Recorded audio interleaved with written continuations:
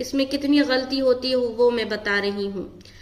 پہلا تو ہے کہ قاف ادا نہیں ہوتا، پڑھ رہی ہوتی ہیں کل کل، تو دیکھیے کل کے معنی ہے یہ جو ہے نا قل، اس کے معنی ہے کہو، اور اگر اس قاف کو ہٹا کر ہم دوسرا کاف جوائن کر دے یعنی کہ لکیر والی جو کاف بولتے ہیں اس سے اگر پڑھتے ہیں تو اس کا معنی ہو جائے گا کھاؤ، تو قاف تو ادا نہیں ہوتا، تو قاف کو ادا کرے صحیح طریقے سے۔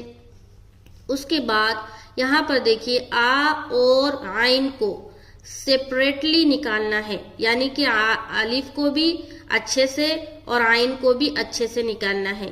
اعو اعو اعو اعو اعو، سمجھ آ رہی؟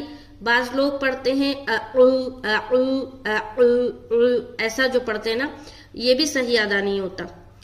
الف کی آواز